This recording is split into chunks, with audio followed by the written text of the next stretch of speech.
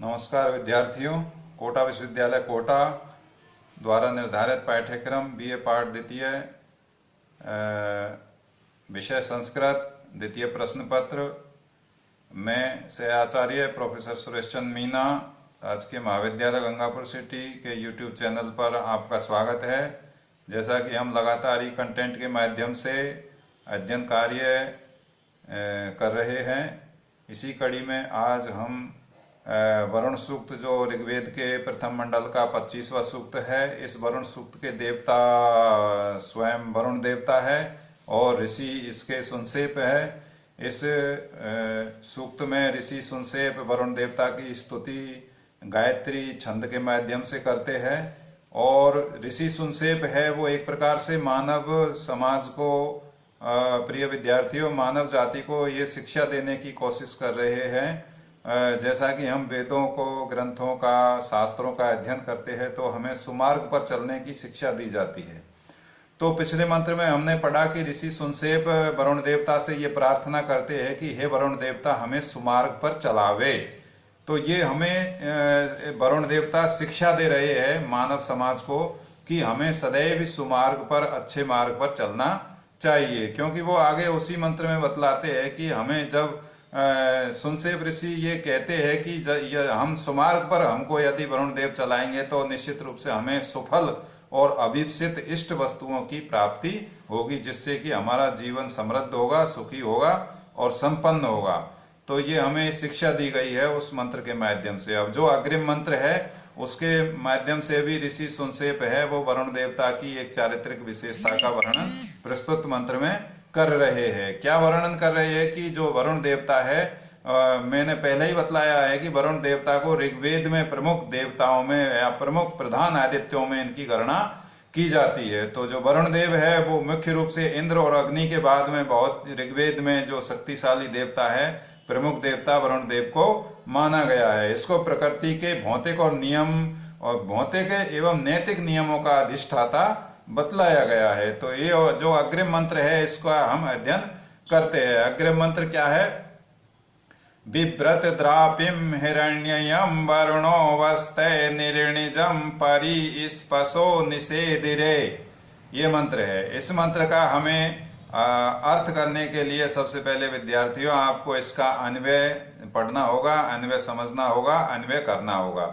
अन्वय करने के उपरांत आपको एक एक शब्द का अर्थ करना है, समझना है। तो इसका अन्वय करेंगे तो हिरण्ययम द्रापिम बिभ्रते वरुणे निर्णिजम वस्ते स्पश परि निषेधिरे, ये इसका अन्वय हो गया।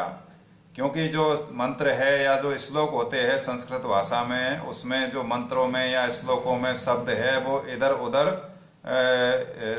छंद के अनुसार या पद पाठ के अनुसार वो लगे रहते हैं, लेकिन जब हम अन्वय करके अर्थ करेंगे तो इसका अर्थ सीधा हो जाएगा।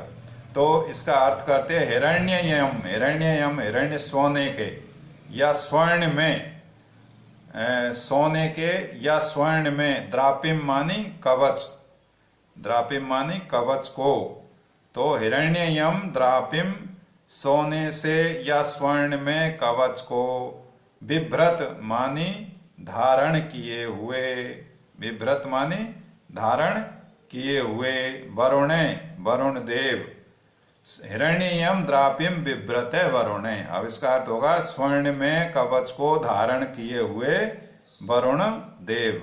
निर्णिजम वस्ते, निर्णिजम मानी अपने शरीर को, वस्ते मानी आच्छादित कर रखा है या ढक रखा है। तो हिरण्ययम द्रापिम बिभ्रते वरुणे निर्णिजम वस्ते, स्वर्ण में कवच को, स्वर्ण में कवच को धारण किए हुए वरुण देव ने अपने शरीर को आच्छादित कर रखा है या ढक रखा है। स्पश परि निषेधिरे, स्पश, अब ये स्पश शब्द है, इस शब्द के अर्थ के विषय में विभिन्न मतभेद है। इस शब्द के अर्थ के विषय में मतभेद है। क्यों मतभेद है? क्योंकि भारतीय जो आचार्य है वो स्पष्ट शब्द का अर्थ रश्मि करते हैं तथा इसका यह अर्थ करना समीचीन भी है। क्यों? क्योंकि वरुण देव की गणना प्रधान आदित्यों में की गई है, मानी जाती है। जबकि दूसरी ओर जो पाश्चात्य विद्वान है, पाश्चात्य विद्वानों में भी प्रमुख रूप से जो पीटरसन है, वो स्पष्ट शब्द का अर्थ दूत या गुप्तचर से लेते हैं।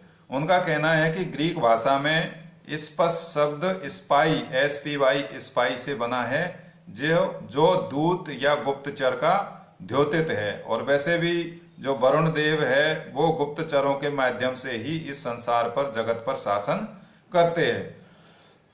तो जो स्पष्ट शब्द है इसका अर्थ भारतीय विद्वान क्या लेते हैं? रश्मि लेते हैं, जबकि पाश्चात्य विद्वान इसका अर्थ दूत या गुप्तचर से लेते हैं। तो इसका यहाँ पर अर्थ करेंगे मंत्र में, स्पष्ट परि, परि मानी चारों ओर, निषेधरे मानी बैठे है। तो इसका अर्थ ये हुआ एक प्रकार से कि जो वरुण देव के जो गुप्तचर है, जो दूत है, वो परि निषेधरे, उनके चारों ओर बैठे हुए हैं या चारों ओर उनके चारों ओर विद्यमान है।